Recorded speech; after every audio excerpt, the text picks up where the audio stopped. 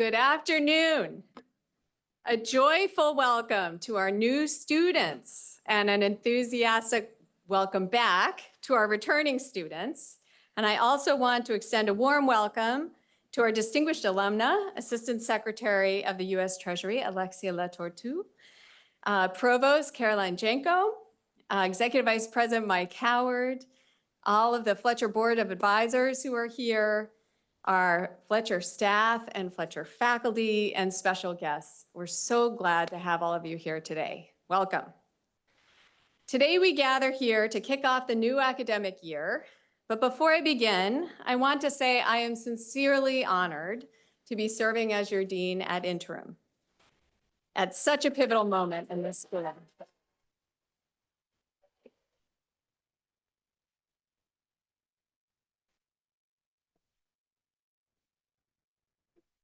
Thank you so much for the trust you've placed in me. For me, serving as interim dean is a real act of service to the school, and it's a privilege.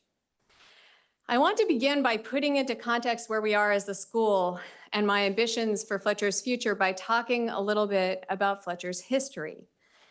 90 years ago, the Fletcher School of Law and Diplomacy was founded, thanks to the generous gift of Austin B. Fletcher, a graduate of Tufts College. And demonstrating remarkable foresight, Dr. Fletcher made the bequest in his will in 1914. So think about that year for a moment. This was before the establishment of the League of Nations, before the outbreak of World War I. And yet he somehow saw the need for trained leaders in world affairs, even though he spent his entire career in corporate and banking law. He also endowed a faculty professorship, the Henry J. Breaker Professorship of Commercial Law, which is currently held by Joel Trackman, who I think is here today somewhere. So he was deeply devoted to Tufts and served as the president of the Tufts Board of Trustees from 1913 until his death in 1923. The original faculty of the school, all men, were drawn from both Tufts College and Harvard University because the Harvard Law School dean, Roscoe Pound, had taken a great interest in the establishment of this school. And he actually worked together with the president of Tufts to develop this plan for a joint operation of Fletcher, which endured for decades. Many of the Fletcher Harvard-based faculty only served for a very short time, temporary basis, including I was recently delighted to discover Joseph Schumpeter, who I teach in my Innovation for Sustainable Prosperity class. The school was established in Goddard, which was the old gymnasium of Tufts, and it was renovated for the purposes of establishing Fletcher. 21 students began their studies on October 27th, which seems a little late to me.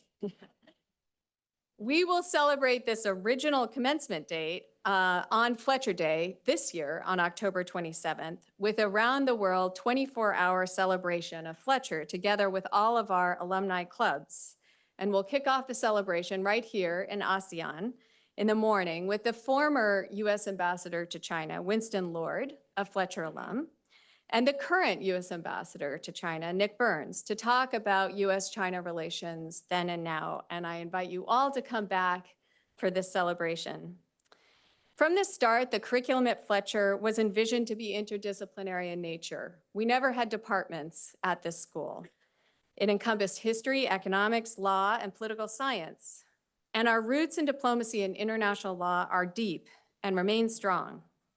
I want to pay tribute in this regard to Ambassador Bill Richardson, a treasured member of the Fletcher community who passed away last week.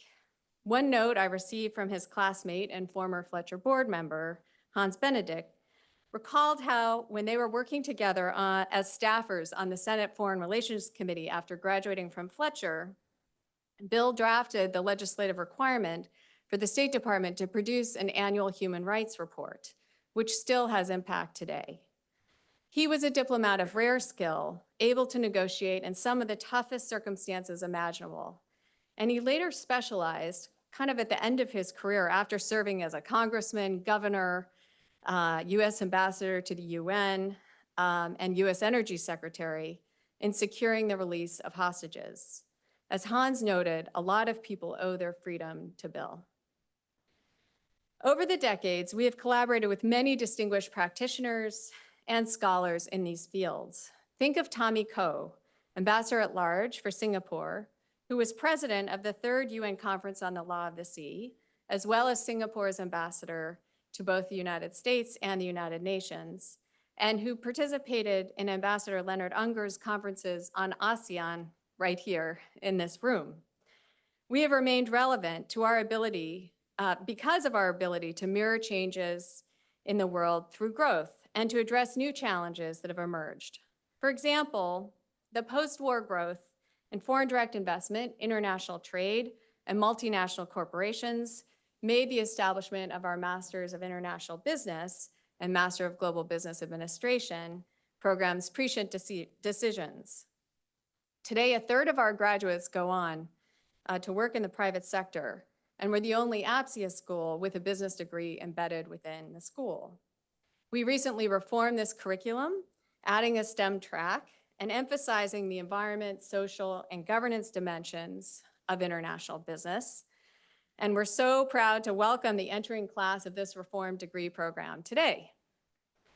While historically a large fraction of our graduates went on to work in foreign ministries, and many still do today, over the years, an increasing number also now work on domestic public policy in areas ranging from tourism, and the current Minister of Tourism in Greece is a Fletcher alumna, for example, adaptation to climate change. The current Deputy Director of Climate Adaptation, Resilience and Finance for the Commonwealth of Massachusetts just graduated from Fletcher last year.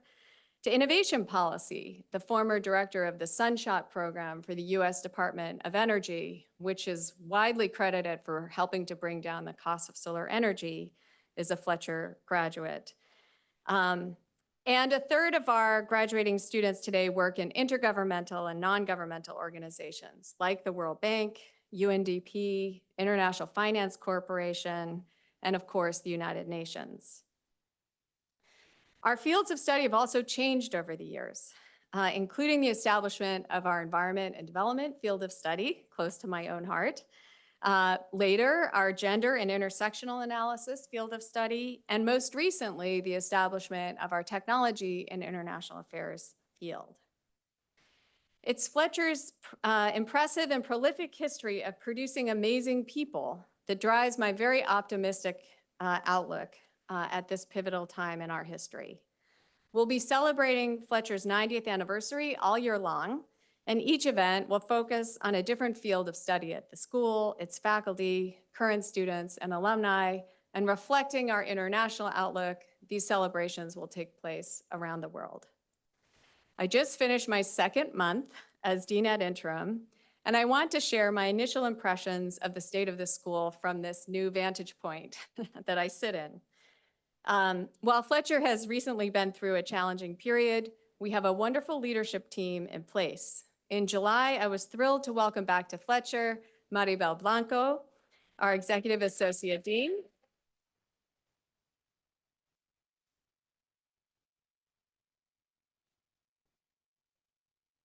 And we are equally fortunate that Monica Toft has also agreed to serve as Academic Dean.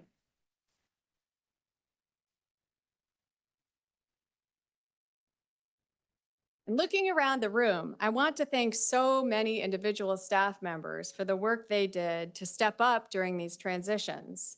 In fact, every single staff member deserves a round of applause for the work they did together to make ourselves ready to begin this school year. So please, let's stand and give them a standing ovation.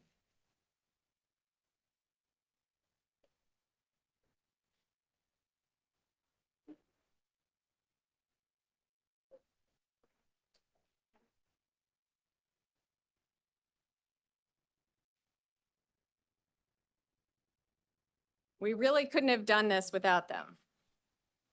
I want to furthermore thank the leadership of Tufts for their steady support of me and the school as we've navigated these transitions. President Kumar, Provost Jenko, Mike Howard, Eric Johnson, Mike Rodman, and several other individuals have been really kind, compassionate, and generous, and we won't forget it. Our faculty remain the rock-solid foundation of this school. They rose to the challenge of teaching during and after the pandemic. They continue to pursue their intellectual passions through their scholarship and advising and are shaping global affairs. They inspire me on a daily basis. I'm so grateful to them for their strength, fortitude, brilliance, and unwavering commitment to our students and this institution. And we are now better than ever with 4 new tenure track faculty who have started this fall.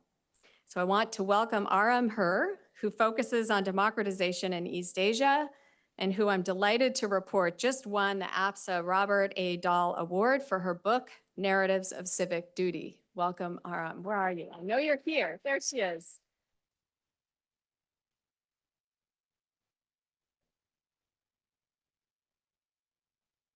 Sebastián Mantilla Blanco focuses on international law and arbitration. Sebastián, where are you? Welcome.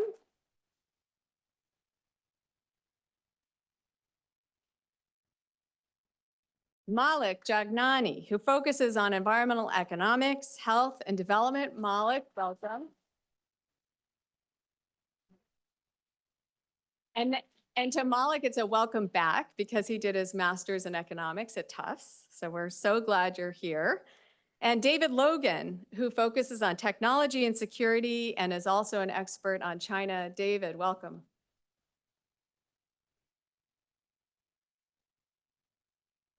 And starting in January, we'll be welcoming Tamaris Al-Falkuri, who focuses on negotiation and conflict resolution. Not surprisingly, our current faculty have been making waves all summer. Professor Josephine Wolf, who we'll hear from in a minute, served this last spring while on sabbatical as a senior cybersecurity advisor to the Departments of Homeland Security and Commerce, working on implementation of the US National Cybersecurity Strategy. Professor Elizabeth Leek, I can't find everyone as I'm looking around the room. Elizabeth Leek won the Society of Historians of American Foreign Relations Farrell Book Prize for her book, The Afghan Crucible, which the committee said was, quote, international history at its best. And Professor Alex DeWall was just awarded the Huxley Medal of the Royal Anthropological Institute. So congratulations to all of you.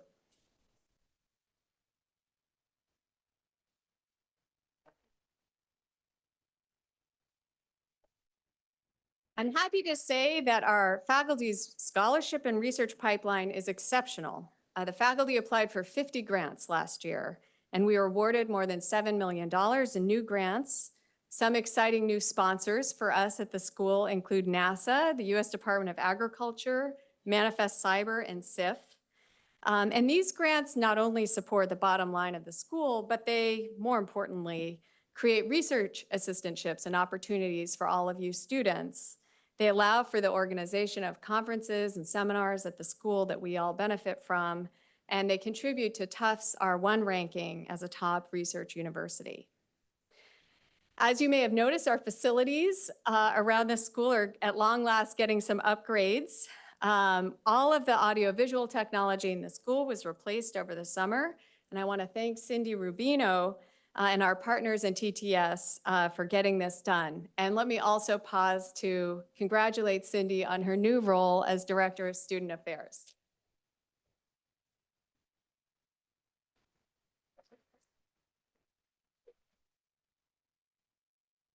I also want to thank Killian White. I don't know if Killian's in the room, but he's done a marvelous job helping to work on upgrading our facilities. So thanks to Killian.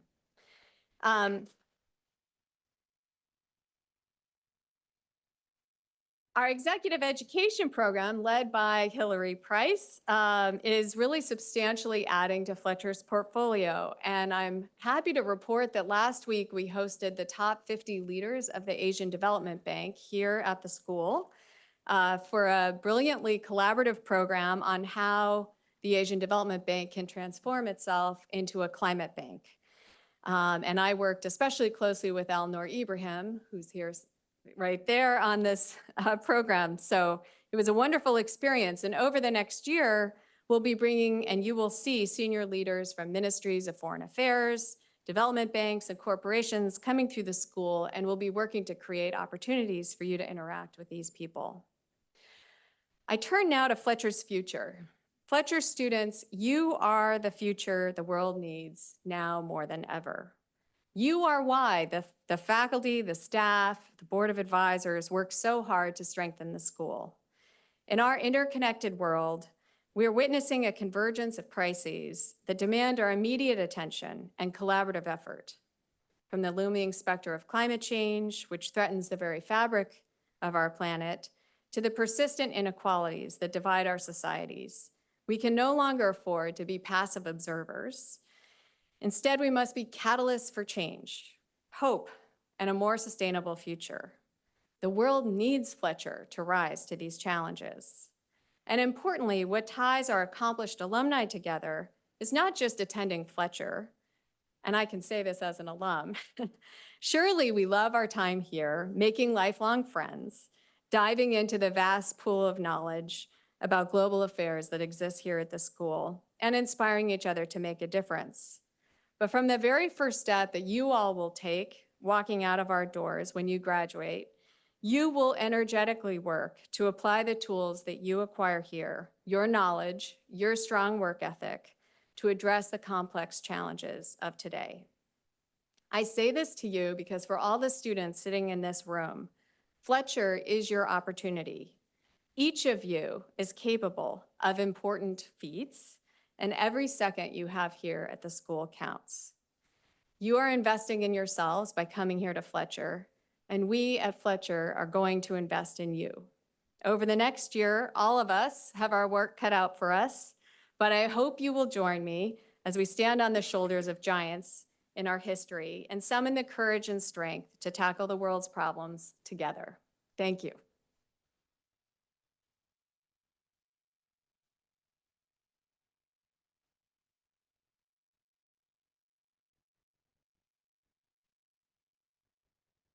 I now am going to turn the stage over to our newest provost, Caroline Jenko, who will offer some brief remarks.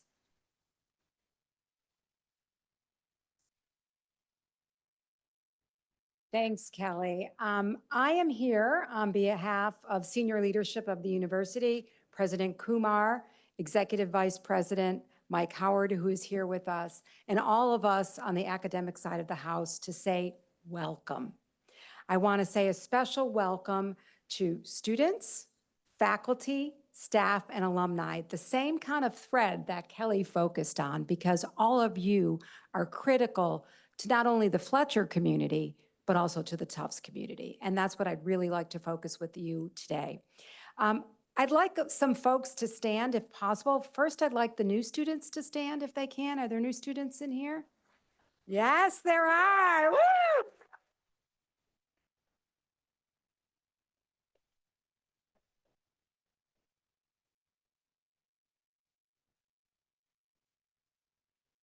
So, I know you've been working really hard to get into this program, but I just want all of you to reflect on this important milestone.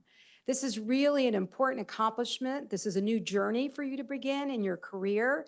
And so I want you to take a pause and really take in all that you have already achieved, but also look to the future, as Kelly said here at Fletcher. I think the staff, alumni, and faculty are really here to support you. So welcome.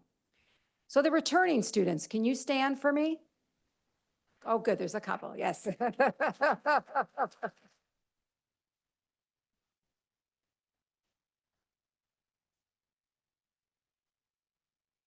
So you're not at the beginning, you're not at the end, you're somewhere in the journey.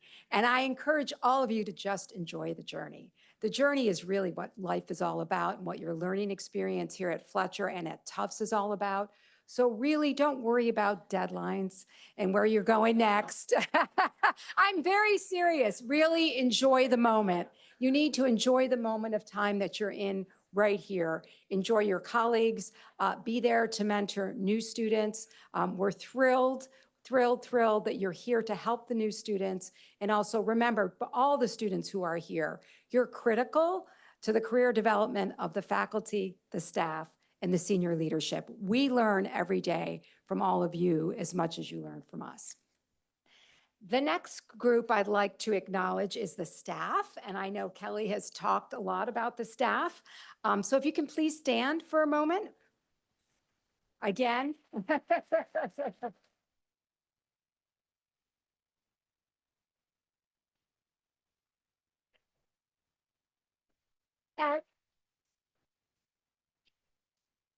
As Kelly said, you know, she welcomed Maribel back to Fletcher. We're thrilled she's here, but I can tell you that both Maribel and Kelly have spent a lot of time talking to Mike and I about the staff, and they really want to make sure that you're happy, healthy, and get what you need here at Fletcher. So I want to let you know that we all hear you, and we're here to support you throughout the next year.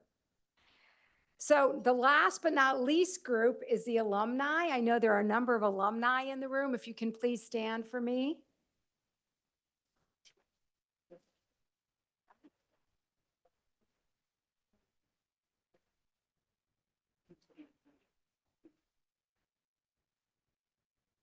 So what I've learned over the last couple years about the alumni, and I've heard from many of you over the last year or so, is really the importance of the alumni in what I call threading together the Fletcher community. Once you leave here, you really don't leave here. And you're really critical to the success. I know you're critical to the success of the Fletcher community. And that is really, I think, what sets apart Fletcher from other schools, similar schools, is really the alumni. You're really actively involved from both near and afar. So thank you very much for all that you do for Fletcher and the Fletcher community. So Kelly shared with you kind of an overview of Fletcher's vibrant and unique history. And what I'd like to share with you is just from my perspective, where I sit, to talk to you a little bit about what I see as being very unique at Fletcher. Throughout its 90-year history, Fletcher has always been on the cutting edge and really forward thinking. And it really has the ability to uniquely adapt to the situation at hand and really meet the needs of our time. You know, Fletcher, as Kelly briefly reviewed, has really a unique and evolving mission. But it's really critical, and I spoke to it early, is the people here at Fletcher. And that's what makes Fletcher so very different. One of the things that I think that sits with me, that I think about often, is how Fletcher has been able to respond over the last couple years to the COVID-19 pandemic, both locally and globally. So as you know, in 2020, in March, the university on March 15 shut down very drastically.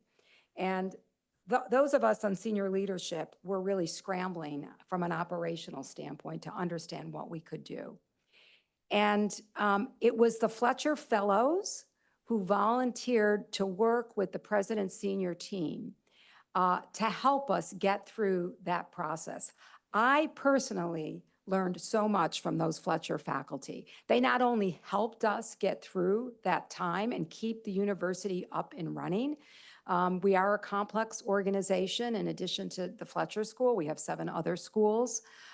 We have a large staff and faculty in all those other schools, and a large student body that encompasses undergraduate students, graduate students, and professional students on 4 different campuses.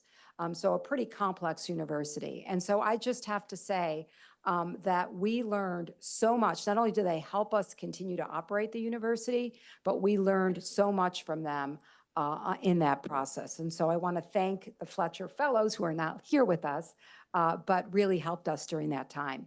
Fletcher students also during that time helped us.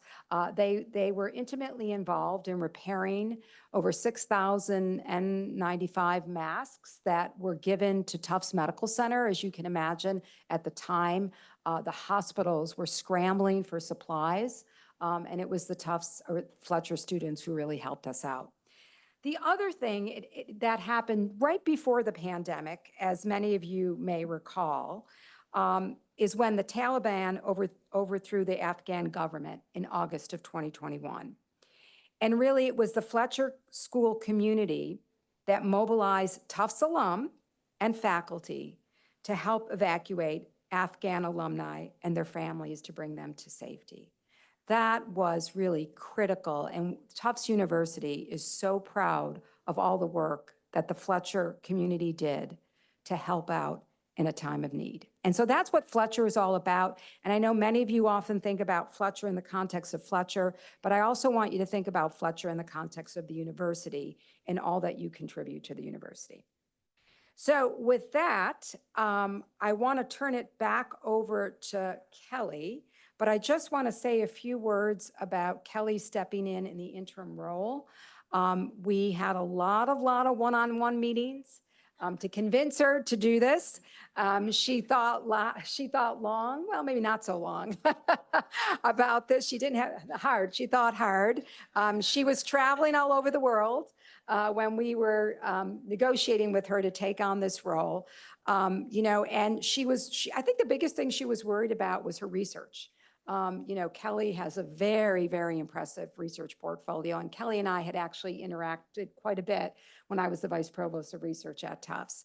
And really, I think what Kelly now embodies for all of you is a faculty member who understands what it means to be a faculty member, understands what it means to work really closely with students in both a didactic setting as well as a research setting across the globe. And I think having a leader who really understands that and is a role model for students and faculty, staff, and alumni is really critical at this moment in time. So I can assure you that Mike Howard and I will continue to work really closely with Kelly and Maribel. We're really excited about this team. They've already accomplished a lot in a very short period of time. I know it's going to be a busy year. There's a lot of activity that's planned this year, but congratulations to all of you on this 90th year anniversary. And I mean that sincerely, all of you, because hopefully what you heard from Kelly and what you heard from me is that it's really the community that is critical, and the community has been critical and in both good times and bad. So thank you all for what you do.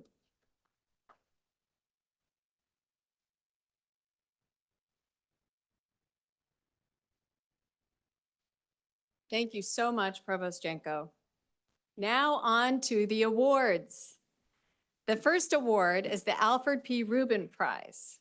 The annual Rubin Prize is awarded to a deserving second-year student who, through his or her academic performance in international law, best exemplifies the tradition of excellence and scholarship that we associate with Professor Rubin. Professor Rubin's impact continues to be felt at Fletcher. In fact, I quoted him last week in my remarks to students during orientation. And we are just delighted that members of his family are able to join us today. His daughter, Anna Rubin, and son, Conrad Rubin. Thank you for coming. We really appreciate your continued support and ability to be here. The prize was made possible by the generous support of Professor Rubin's students and colleagues, and it honors his efforts and the efforts of the recipients. This year, the law faculty voted to recognize Akshaya Mohan, Fletcher 24, to receive the prize. Come on forward.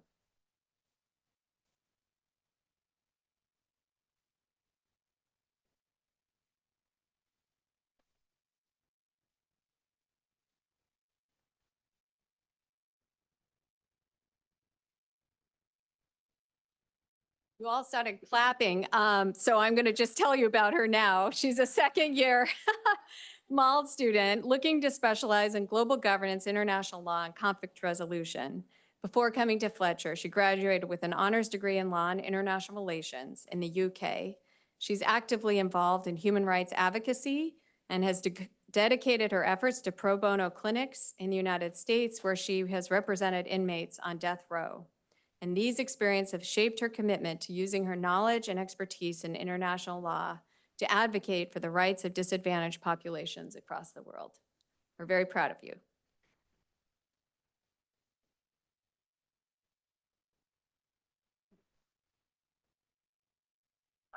The second award is the Robert B. Stewart Prize. This prize is awarded annually to the student who at the end of the first year best exemplifies high academic achievement combined with participation in the activities of the school and promotion of its character as an academic community.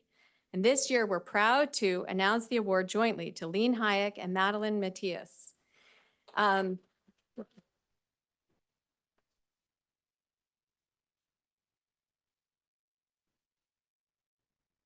Robert Stewart served as Dean of the Fletcher School after serving as a State Department official working on British and British Commonwealth affairs from 1938 to 1945.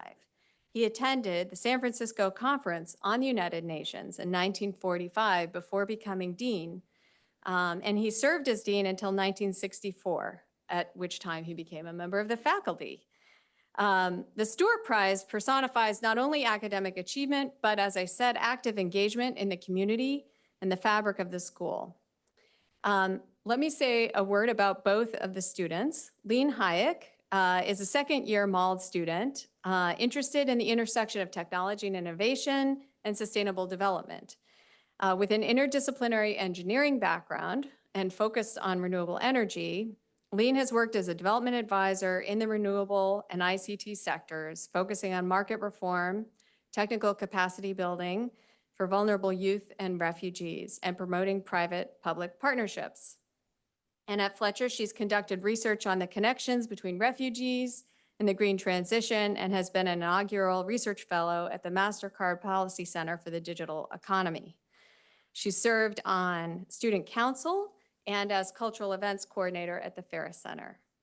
Lean aims to further investigate cross-sectoral partnerships for sustainable development at Fletcher with the goal of promoting actionable, sustainable change in the Middle East, North Africa region. Madeline is a second-year MALD student studying international security and human security at Fletcher. Prior to attending Fletcher, she served as a congressional staffer in the U.S. House of Representatives for Representative Ron Kind.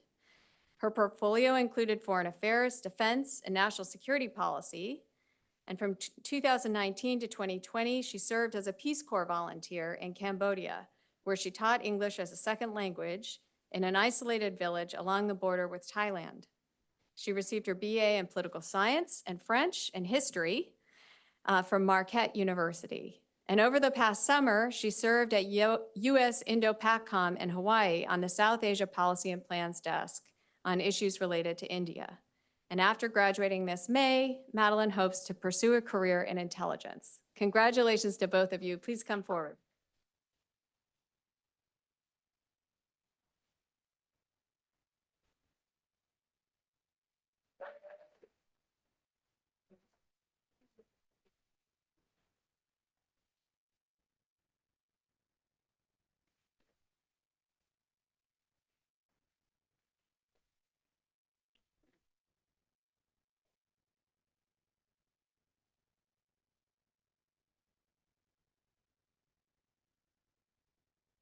Okay, next is our Administrator of the Year Award. And I'm really happy to award the following prize in honor of our incredible staff. I've seen firsthand, and I always knew this, but I know it even better now after 2 months in this role, how important our staff is to this school. Our staff has proven resilient and passionate about what we do here, and I'm thankful to all of you. The Administrator of the Year Award is awarded to a staff member who is nominated by their peers. It recognizes someone who has exhibited exemplary performance, a problem-solving orientation, and who is a model for others regarding commitment and teamwork. They regularly go above and beyond their regular job description. The awardee, by virtue of their efforts, noticeably advances our team mission. This year, I'm delighted to announce this is a record, 3 well-deserving recipients of the award, and I will announce them in alphabetical order. Lisa Avery, our Associate Director of the World Peace Foundation, Marissa Doherty, our Administrative Assistant for Executive Education, and Rob Tedesco, our Associate Director of Academic Affairs.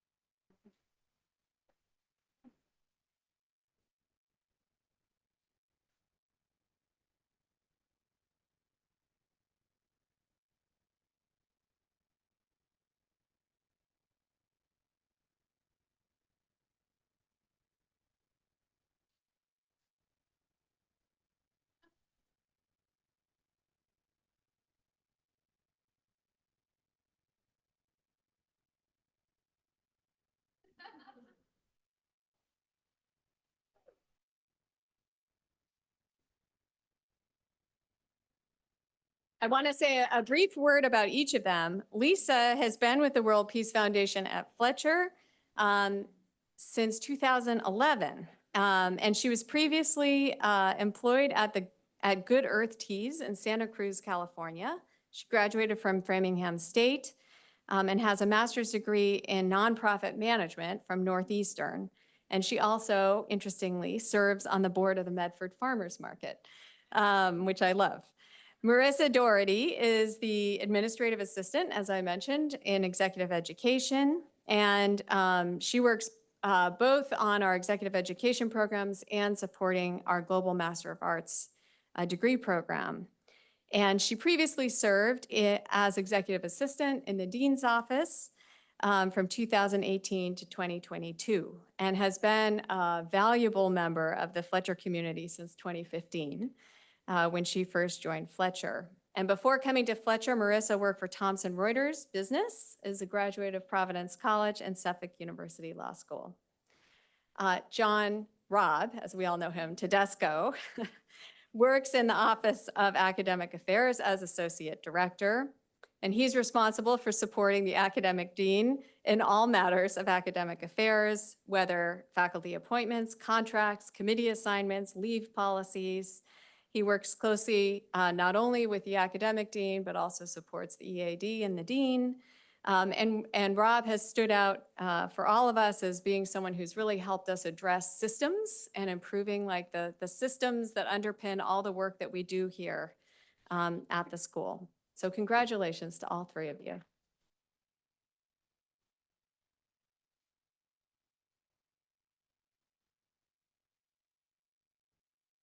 David Fine, a 1972 graduate of Tufts, and his wife Susan, parents of a 2012 graduate of Fletcher, Jeffrey Fine, generously created a fund to support the research needs of junior faculty at Fletcher. The Fine Family Faculty Fellowship is awarded annually to tenure-track faculty in support of research and curriculum development. The Fine's family passion for Fletcher and supporting the work of junior faculty in particular is really noteworthy.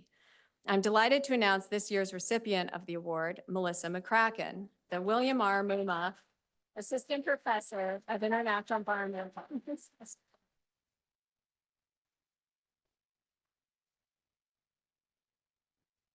Melissa has received funding for her work in international water policy and management, cooperation and conflict over shared surface groundwaters, and conflict transformation surrounding environmental resources. Please come on forward, Melissa.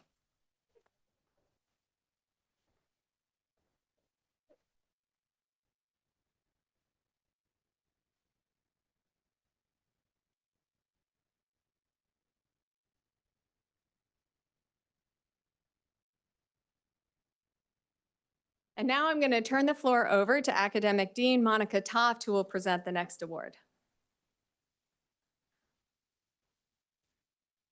Thank you, Kelly. Thank you, Dean Gallagher.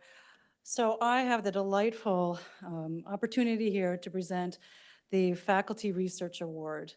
The Fletcher's Faculty Research is renowned for its exceptional quality and scholarship. Every year we honor a faculty member for their remarkable research contributions, and this decision is reached through the consensus of our academic council, which represents our diverse and interdisciplinary faculty community. It's truly a faculty community award. This year, I am pleased to announce that Josephine Wolf, Associate Professor of Cybersecurity Policy and Director of the Hitachi Center, is this year's recipient of the Fletcher Faculty Research Prize.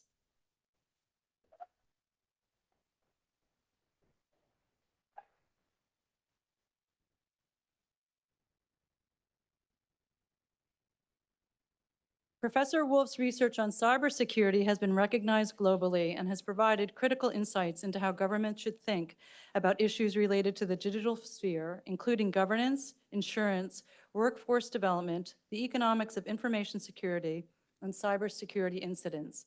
She has published 2 books. Her first book, fabulous title, Josephine, You'll See This Message When It Is Too Late.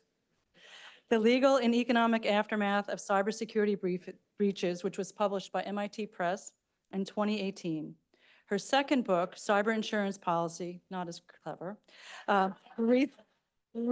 rethinking, rethinking risk in an age of ransomware, which is very scary, I like that. Computer fraud, data breaches, and cyber attacks was also published by MIT a mere 4 years later. Professor Wolf's writing and research on cybersecurity has also appeared in Slate Magazine, the New York Times, the Washington Post, the Atlantic, and Wired. Think about that, MIT Press to Wired. Before joining the Fletcher School, she was an assistant professor of public policy at the Rochester Institute of Technology. I bet they regret that you're not there with them, you're with us. And a fellow at the New America Cybersecurity Initiative and Harvard's Berkman Klein Center for Internet and Society. In addition to her research prowess, Professor Wolf also excels in the art of nail design. She is the Picasso of nail design. She enjoys teaching aerobic step classes, which you can take, and happens to be quite the ice cream churner. She makes delicious ice cream. We are thrilled to have Professor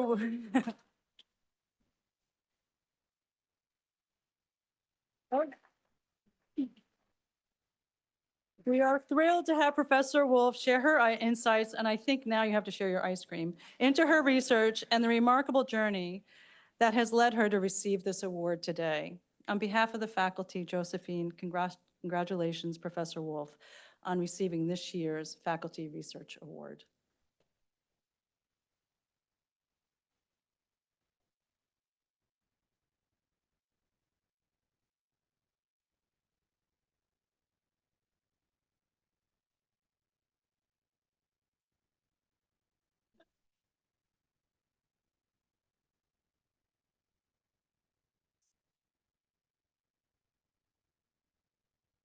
I really love the start of the new school year, and I have ever since I was very, very little.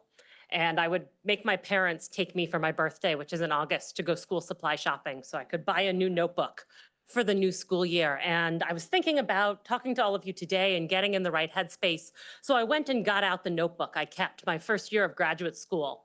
And I know we've applauded the Fletcher staff a lot already today, but I want you to know that the lock snapped off my office door this morning with my remarks in this notebook still inside. And during the opening remarks of this convocation, there was a team of Fletcher staff rappelling in through the ceiling of my office so that I could show you this notebook today. Thank you, guys.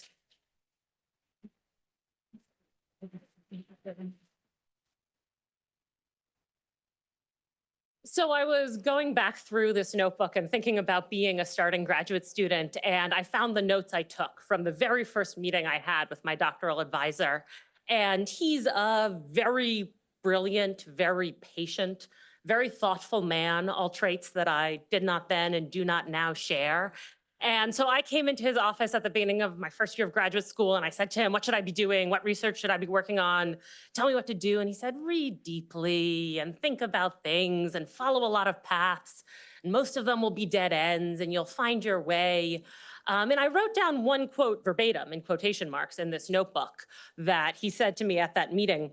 You're going to flounder for a while, and that's okay. Your job is to flounder, and mine is to let you.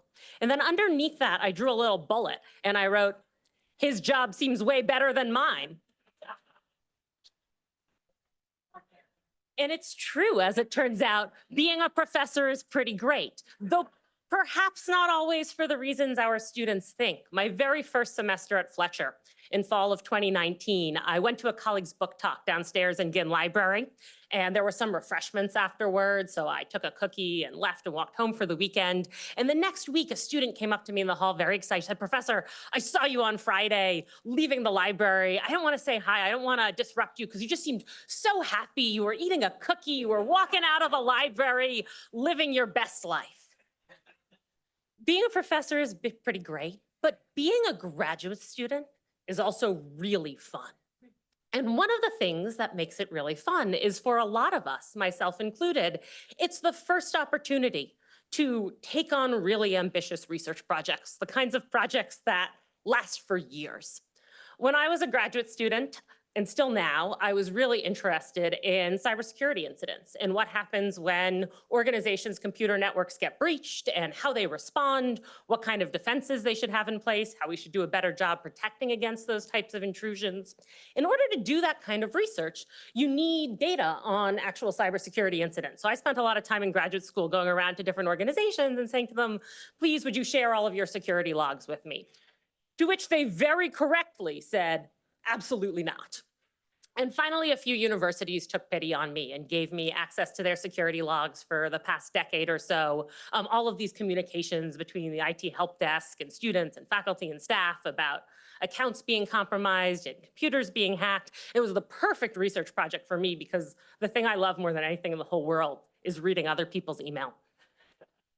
So I'm going through these logs and I'm trying to answer questions like, what happens when universities put in place new security requirements? For instance, one of the universities I was looking at had instituted a new password policy during this period. So all of a sudden, everybody's passwords were going to have to be at least 12 characters long and have uppercase and lowercase and numbers and symbols, all that kind of stuff. And the idea was this was supposed to make it harder for outside hackers to compromise accounts because it was going to be harder to guess those passwords if you're using what we call a dictionary attack. We just go through a long dictionary of passwords. If you thought there was any chance you were going to let me get up here and I wasn't going to give a lecture about cybersecurity, you were wrong. And so I started looking at that password policy change. And what was really interesting to me was as soon as that policy is implemented, there's a huge spike in the number of compromised accounts. Things get much worse really quickly, exactly the opposite of what you would expect to happen. And it turns out that at the moment the university announces this big password policy change, a bunch of outside hackers start sending phishing emails to everybody at the university saying, hello, this is the IT department. Please click here to change your password. We have a new policy. And everybody starts saying, oh yeah, I think I heard something about that. It's very effective. In fact, one of the members of the IT staff at that university actually responded to one of those phishing emails. And it was a really formative project for me, right? It was a moment that drove home, gosh, everything we think we know about cybersecurity is totally wrong. We're making decisions about what to do to defend computer networks based on what everybody else is doing, not because we actually have any idea what works, just because we have a sort of vague sense that this might be the best practice and experts or companies are telling us we need to do this. And incidentally, several years later, a lot of universities make the pivot to multi-factor authentication because there's this slew of payroll redirect attacks where people are stealing passwords and using them to log into faculty and staff accounts and redirect part of their direct deposit. And it costs universities in some cases a huge amount of money because there are professors who are walking around with their heads in the clouds eating cookies. And it takes sometimes like 10 or 11 months before they even figure out this is going on and go to the university. And so the universities start thinking, okay, we should do something about this, get some multi-factor authentication. But actually, we still don't know a lot about how well multi-factor authentication works either. And these are the same kind of questions many years later that got me interested in cyber insurance. Because the big dream of cyber insurance was supposed to be that the insurance companies were going to collect all this data, the incident data that companies wouldn't give to me when I was a graduate student, and they were going to put it together with all of the information they collect on what security controls and defenses those organizations have in place. And they were going to be able to crunch the numbers and come out with really good empirical analysis of what we should actually be doing for cybersecurity. And then they were going to be able to make all of their customers and policyholders implement those controls. And there's actually some precedents. There's some reason to think insurers might be good at this. When insurers start insuring fire risk, they collect a lot of data that helps us figure out that things like smoke detectors and fire extinguishers and sprinklers really help drive down that risk. When insurers start insuring cars, they are really fundamental to helping figure out seatbelts are really important for reducing risk.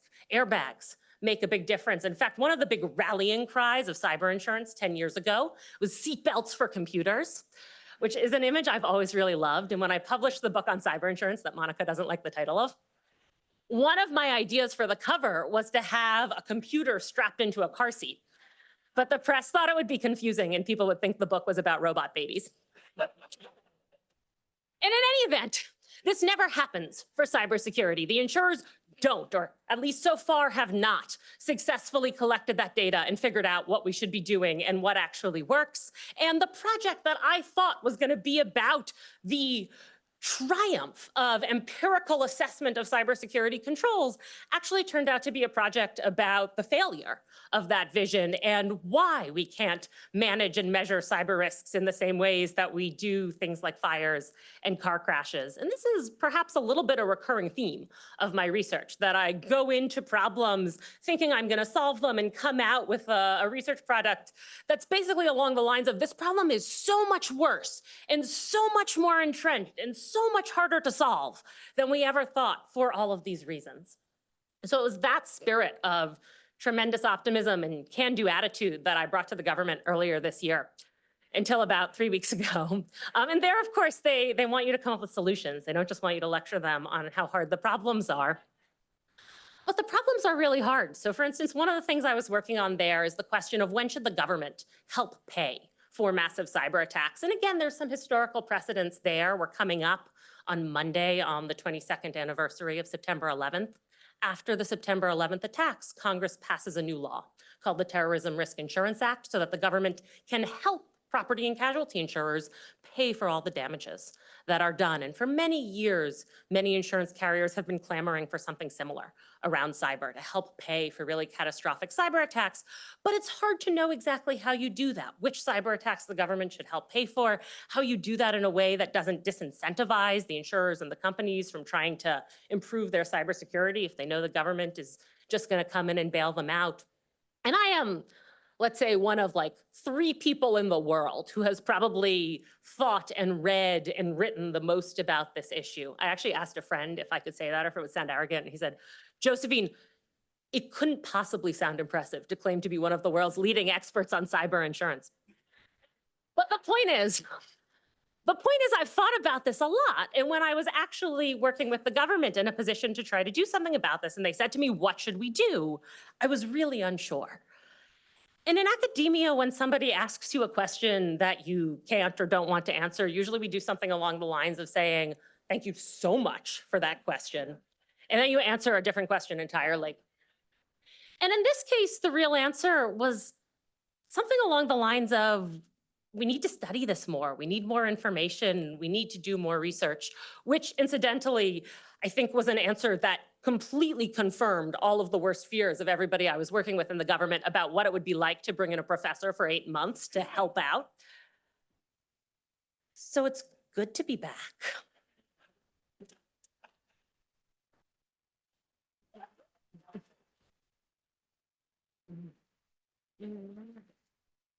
Because from the government's perspective, the fact that these problems are harder and more complicated and have really imperfect solutions is a bad thing.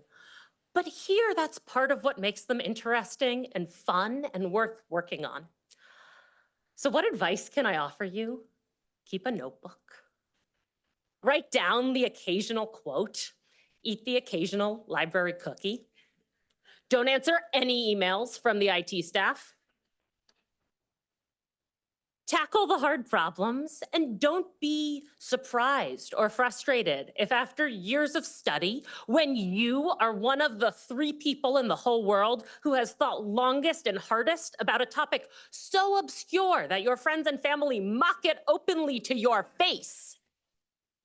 If you still don't have very satisfying answers, if you still find yourself falling back on that most academic of statements, further research is needed.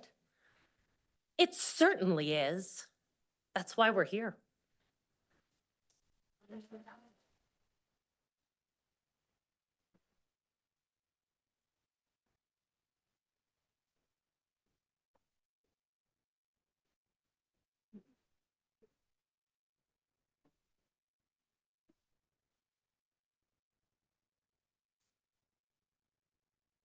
Okay, on to this year's student speaker. Mitakshi Lakhani is a second-year Mall student who was born and raised in Mumbai, India, and went on to do her undergraduate studies in law.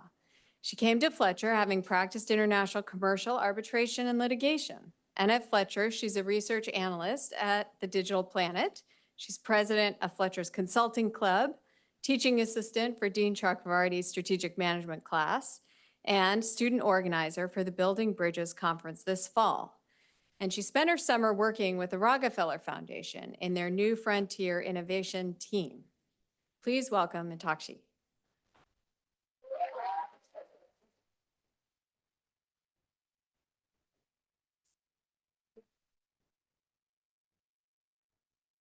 Good afternoon, everyone, and thank you for giving me this opportunity. I've always wanted to give a speech at Fletcher. I'm just glad that I get to do it during convocation and not commencement. This way, my advice can only ruin the next 2 years of your life as opposed to the entirety of it. When I was chosen to be the student speaker for today's convocation, I was asked to provide my fields of study for my introduction. Coincidentally, it was just about 5 minutes after I told Professor Shena that I wanted to change my field. Again, for the 3rd time in 2 semesters. So of course, I let that not so little a detail slip. Now, you must be wondering why I'm starting us off with such clarity of vision. It's because what may appear as confusing at first is in fact a process that you go through and the experiences you gain at Fletcher that help you find your focus. It took me my entire introduction and all the amazing classes that I took last year to find my path. While I was exploring, a lot of my friends already had their 2-year plan all chalked out. Was it intimidating? Yes. Did it tempt me to emulate them? Absolutely. But I didn't. I didn't quite understand why at the time, but I do now. It's been a year of finding enlightenment from the most unexpected moments. And every time I heard some good advice, I thought, man, I wish someone told me that at the beginning of grad school. So here it is, a special curation of all the things I hope will help you become the best version of yourself. The first one is especially challenging for me, to embrace the ambiguity. It's scary, but it's the most fearless thing you can do. Will my field of study lead to something?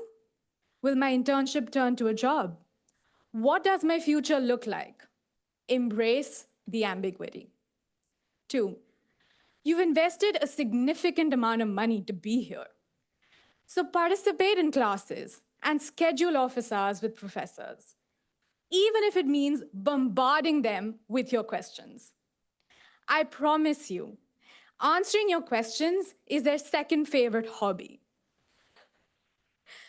The first, of course, is adding more to the suggested readings. 3, if you've come to grad school only to get straight A's, you're probably doing it wrong. Challenge yourself and enroll in classes that scare you. No reading is too long. No problem set is insurmountable. No crisis is impossible to solve if you just ask for help. Having said that, I'm yet to tackle econometrics, but I'm on it. 4, create your own network and bring out your inner leader, whether it's getting involved with different clubs, organizing conferences, or hosting your own podcast. Fletcher has so many opportunities, and they're simply endless. And remember, your network starts here with your friends and your classmates. In fact, one of the most special moments of my summer internship was collaborating with a friend. We initiated the first conversation between the Rockefeller Foundation and the United Nations to work together on some cool AI-related stuff. This idea wasn't conceived by 2 heads of organizations. It was 2 friends sipping on some happy hour margaritas in a New York bar, talking about how one day AI will take our jobs. 5, don't pass up on a learning opportunity outside of class. You never know when it may come in handy. About 6 months ago, I conducted some research on the business models of Netflix and its competitors for Dean Chakravarti. Last month, I had coffee with the director of strategy at Disney. How? She happens to be the identical twin of a senior leader at my summer internship with whom I was randomly matched for a networking coffee chat. It's probably the only meeting I never had to prepare for. 6, be curious. You'll be surprised to see how synonymous curiosity is with intelligence. And 7, and my most favorite piece of advice I've ever received, always, and I mean always, stay annoyed. Because that's when you care enough to change what's bothering you. I would like to conclude with a question I was asked by my internship supervisor. He said, "Tell me something I don't know about Fletcher." The answer came to me almost instantaneously. 1, there is no MPP at Fletcher, that's Harvard Kennedy. And 2, you'll never see 2 resumes that look alike. Each of us has our own unique journey. Each of us wants to change the world for the better in our own special way. Each one of us is brilliant in our own right. How do we achieve this? The Fletcher curriculum is made to adapt. It can be as flexible or as structured as you want it to be. So I guess my last piece of advice would be to use Fletcher as your mirror. Try on all the different hats you once wanted to wear. See which one looks the best, fits the best, feels the best. And when the reflection of yourself brings a smile to your face and fills your eyes with excitement, know that you've created the best version of yourself that's ready to change this world for the better. With that promise of an enlightening journey, I welcome all the incoming students to the Fletcher School and wish you the very best. Thank you.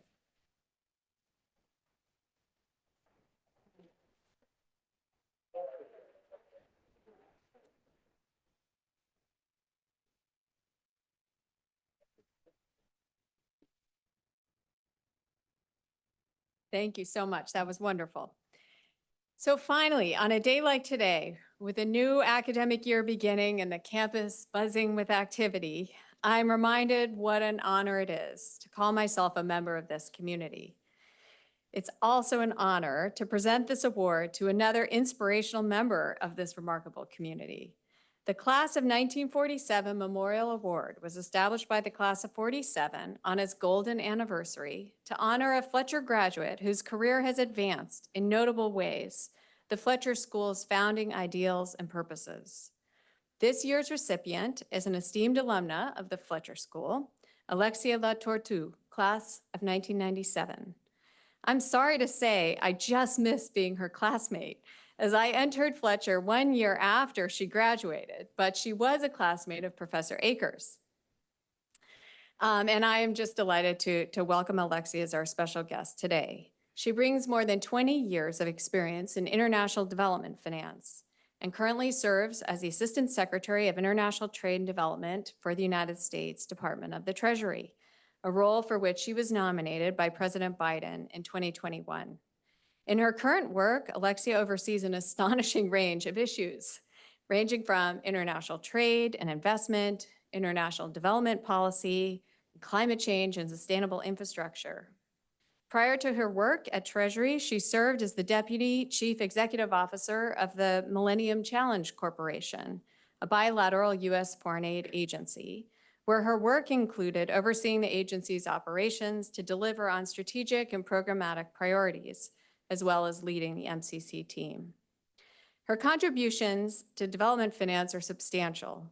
She previously served as the Managing Director for Corporate Strategy at the European Bank for Reconstruction and Development, and Principal Deputy Assistant Secretary of International Development Policy at Treasury from 2013 to 17. And prior to that, she was Deputy CEO of the Consultative Group to Assist the Poor at the World Bank. She has made a global impact throughout her career and tackles challenges that interweave finance and economics with policy and diplomacy. In her spare time, she has been a wonderful member of our alumni community, is an exemplary volunteer, and most recently has been serving on our advisory committee for the 90th anniversary. In recognition of her illustrious career, I'm honored to present the Class of 1947 Memorial Award to Alexia Latortue. Please come.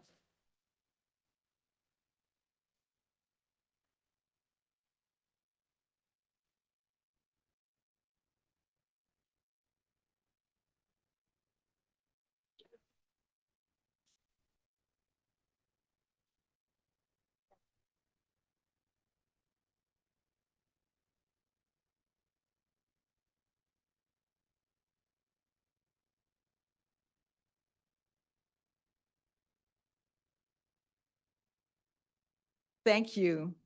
Thank you so much to the class of 1947 for this award. I'm honored and I'm touched to have been asked to speak at Convocation 2023, a special moment that assembles the broad Fletcher community, students, faculty, administration, board members, alumni, and friends. My warm thanks to Dean Gallagher and former Dean Kite for the invitation. New beginnings are always exciting moments, a time for reflection, for looking forward with ambition, and sometimes for letting go of what is no longer needed. This year is particularly important as Convocation kicks off the 90th anniversary of Fletcher. And I would like to extend a special welcome and congratulations to the class of 2025. My talk is primarily for you, students, and I'm going to share 4 main messages for you. But before, a little bit about me. Fletcher has deeply shaped me as a person, as a professional, and it's not just the 2 years spent here in Medford, Somerville, as a proud member of the class of 1997. Fletcher has become a part of who I am, one of my multiple identities. When I left the campus 26 years ago, I took a bit of Fletcher with me, and I constantly interact with Fletcherites in the course of my work. Indeed, my current boss, the Undersecretary for International Affairs at Treasury, is a class of 1997 alum as well, Jay Shambaugh. Some of my best friends in the world are Fletcher alums. My Fletcher education, experience in and out of the classroom, including with the Fletcher Journal, Fletcher Forum, I think it was called, Fletcher Forum, and Student Council, as well as the Fletcher Network, has served me well in everything I have done since. I knew I wanted to attend Fletcher before I knew where I wanted to go to undergraduate school. As the 3rd daughter of Haitian parents growing up in Lomé, Togo, in Abidjan, Côte d'Ivoire, completing middle school and high school in Vienna, Austria, I was always drawn to the international, and I knew that I wanted to follow in many of my family members' footsteps to do something good for the world. I loved the idea of global citizens and of a thriving, peaceful community of nations that celebrated differences, yet recognized their universal values, aspirations, and shared planet bound, that recognized that the shared planet bound their destinies. There is little more exhilarating to me than arriving in a new place for the first time. The smells, the sounds, the vegetation, the people. Yet the more I travel, the more I see commonalities across nations. Do you know that Mongolians and Haitians play the exact same game based on small knuckles of sheep and goat? I celebrated our differences while vividly recognizing just how interconnected we are. And to me, Fletcher was an epicenter of curiosity about the world, coupled with a long tradition of using economics, the law, diplomacy, increasingly finance and markets, to take a values-driven approach to make sure our complex, even messy, world worked for everybody. As Fletcher celebrates its 90th anniversary, the vision of its founders remains as relevant as possible, and my view of the institution has only been reinforced. We need leaders in the public sector, the private sector, civil society, with a thirst to understand the world and a commitment and ability to work collaboratively with counterparts from other countries. The challenges we are facing today demands leaders with strong foundational skills, able to build bridges across cultures, national interests, disciplines, and short and long-term thinking. Let me now turn to my 4 messages. Message number 1, today's major challenges are global and with no respect for national boundaries. The major challenges that can reverse development progress and present significant headwinds are transboundary. Climate change, pandemics, fragility, and conflict can decimate our societies and economies if we don't address them. And frankly, the future is already here. We have already seen the loss of life, livestock, livelihoods, GNP, economic backsliding, the first increase in extreme poverty in a generation, growing food insecurity, supply chain disruptions, rising debt vulnerabilities, and the list goes on. Worse, these global shocks are coming faster, more furious, with more frequency. And while no corner of this earth is immune to these global shocks, the countries and the communities the least prepared, the most already vulnerable, and with the fewest resources are the ones on the front lines of being hit first and being hit hardest. That's the case for Black communities in the United States, and it's the case for low-income countries, small island development states around the world. There simply will be no sustained progress on poverty reduction or achieving the Sustainable Development Goals without addressing these global challenges. Though of a different nature than climate change, pandemics, and fragility, I also want to touch very quickly, and it's been mentioned already, on artificial intelligence and also the rise of misinformation and disinformation. Misinformation and disinformation campaigns are increasingly sophisticated, and as you know, can undermine public health messaging, democratic processes, and the delivery of development assistance, as well as fuel sectarian and global geopolitical tensions. Now, artificial intelligence has 2 sides. It represents progress that should be embraced and leveraged for the good of social, economic, and environmental welfare. But it also poses unresolved questions around ethics, embedded biases, transparency, and power. It also raises, I think, profound philosophical questions. What is human intelligence? What is the optimization of choices without empathy? Policy, regulatory, and legal responses are sorely lagging, in part because of a lack of basic understanding of artificial intelligence. Policymakers don't have the right skills and simply cannot keep up. Message number 2. Global challenges requires collective action and vibrant multilateralism. We will not respond effectively to the global challenges I just mentioned without collective action and vibrant multilateralism. But multilateralism without trust does not work. In agreeing not to maximize self-interest, countries must be confident that there are gains to be made and to be had from being part of the collective. Further, recent joiners of the collective are increasingly vocal that they don't just want an invitation to the collective. They want to participate in setting the rules of the collective. The speed with which the first COVID-19 vaccine was developed is telling of what is possible when human ingenuity, political will, and finances align around a problem.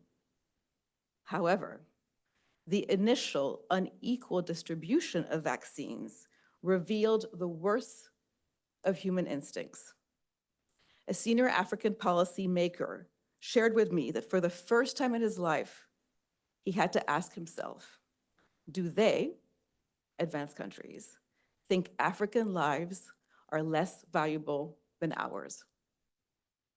It's hard to recover from that level of broken trust.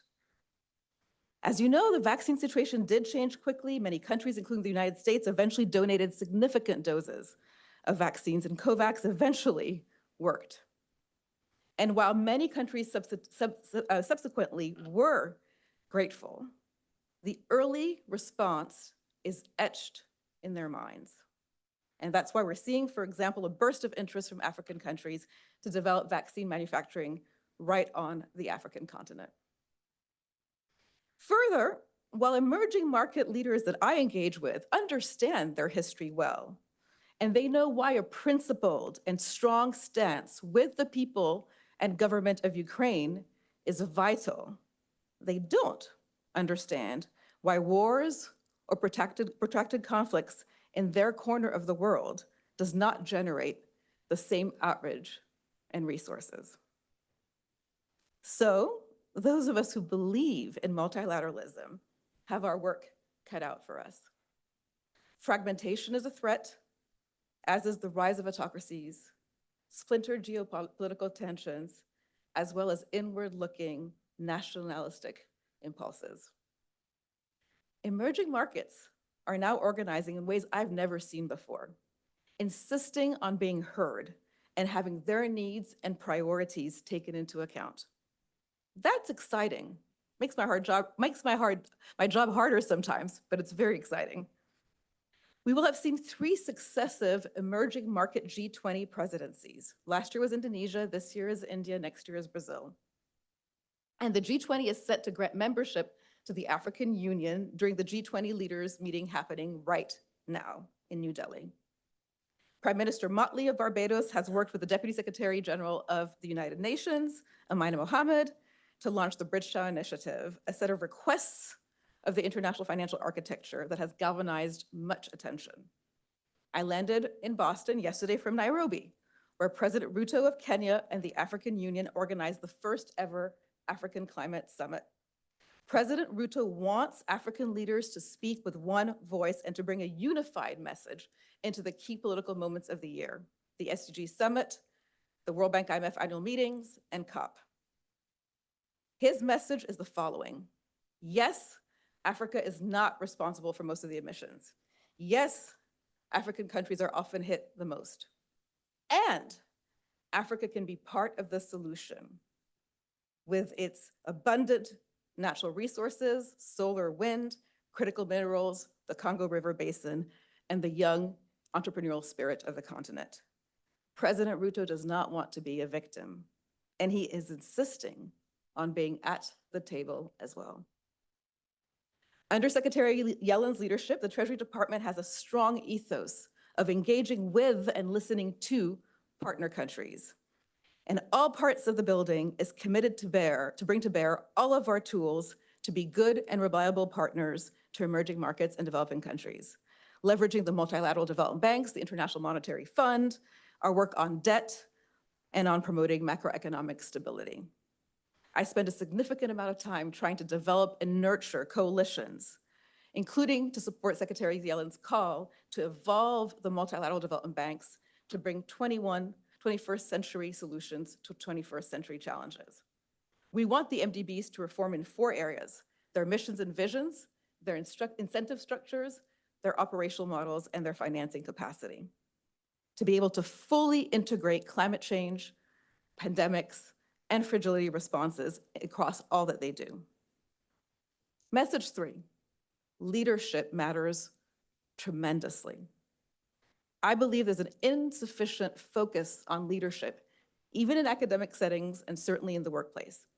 Good leadership builds and cultivates diverse and high-performing cultures, creates solution sets when faced with seemingly intractable problems, questions business as usual, promotes transparency and open communication, builds the trust that is so essential to the functioning multilateralism I was speaking about, and inspires others to give the best of themselves. I think we learned a lot about leadership in moments of crisis and in moments of breakthroughs. Effective leadership requires courage and integrity, courage of one's conviction, to not shift with the words of the loudest voice, to not shift with the political winds, courage to challenge conventional wisdom, courage to speak up even when going against the grain. And courage and integrity, I believe, are muscles. They must be practiced on small things first, so that the strength is there when a real test comes. And that's true not just for the workplace, but also for protecting the values and the ways of lives that we believe in. It's actually both fascinating but also terrifying to speak to people whose countries have slowly eroded civil liberties and personal freedoms without the use of explicit force. Small acts snowball into big acts. To me, ultimate freedom is the freedom to say what I think, even when it goes against the grain, even when it could have a career or political cost to me. Effective leadership requires the ability to make decisions in times of great uncertainty and crisis, and to lead others through that uncertainty and crisis. My final point on effective leadership, it requires clear, frank, and frequent communication. It amazes me how sometimes at international meetings, people talk at cross purposes, provide generic messages of overall agreement, and then they leave the room and actually say, either I didn't understand what the other side wanted, or I actually don't agree with what the other side wanted. Bad ideas often get funneled into long processes where they won't go far, but they still consume a lot of precious time when there is so much other urgent work to be done. A bit more of direct, straight talk would save time and lead to more impact. Learning how to have difficult conversations productively and with respect is another skill that's rarely taught, but indispensable to being an effective policymaker. Ultimately, respect calls for being upfront with partners and telling to them directly what you would say about them. And again, that can be done with grace and with tact. Communication is also about accountability, being able to communicate in lay terms to the public, civil society, youth, what you as a policymaker are doing is part of transparency and part of accountability. Econofact, I see Professor Klein, suggests that all material can be explained well and simply. And President Zelensky is a case study of superb communication as part of effective leadership. Message 4, class of 2025, all eyes on you. You are at a great institution. Take with abandon from it all that you can, inside and outside the classroom, with the broader network of schools here in the area, and with the broader community. But also give to it generously your ideas, your energy, your involvement in different clubs and groups. To me, Fletcher was ahead of the curve in understanding what kind of people are needed given the fast-changing nature of work. None of us here today can imagine all the jobs of the future and what you all might be working on 10 or 15 years from now. Few of you will have linear careers. Flexibility and agility are in. Connecting the dots is in. Interdisciplinary thinking based on strong foundationals of economics and the law is in. Knowing how to learn is in. And wanting to keep learning is super in. Don't live on autopilot. Think about what you want your lowercase I impact to be. I'm not talking about legacy here. It's way too early for that, I hope. I'm talking about how you live your everyday life, the micro choices you make every day, how you handle your interactions with colleagues and with family, the coherence between your micro actions and your macro actions. Be confident, but tread lightly with your power. In closing, as I said at the beginning, we are confronting multiple crises at the same time. And one of them, climate change, poses an existential threat if we don't, with equal urgency, reduce emissions and learn to adapt. Emerging markets face these challenges with reduced fiscal space, increasing debt vulnerabilities, high cost of financing, and some of them are shut out of markets altogether. Yet, I'm optimistic. Perhaps it's in my nature to be so, but my optimism has also been nurtured by the creativity, tenacity, empathy, and sheer grit of individuals. Some known to you, some desk economists on my team, some young entrepreneurs that I meet while traveling who are developing local solutions to wicked problems in their home countries. What surprised me the most when I joined government is the power of the individual to shape the course of an action or a policy or the tone of an engagement. Institutions matter, and they're at the heart of functioning democracies. We have all learned too well, no institution is indestructible. So it all boils down to people at the end. You matter. You can make a difference, even in the face of the seemingly impossible. As my late father used to say, those of us who want to be agents of change must be beholden to the impossible. What role do you want to play? What will you stand for? For whom will you stand? How will your character prevail amidst the storm? How will you make people feel? What will be your impact story? Your 2 years at Fletcher are a precious opportunity to reflect on these questions and refine your answers. And it's not just about who you are as professionals, but as people, as custodians of our planet and of our humanity. Thank you very much.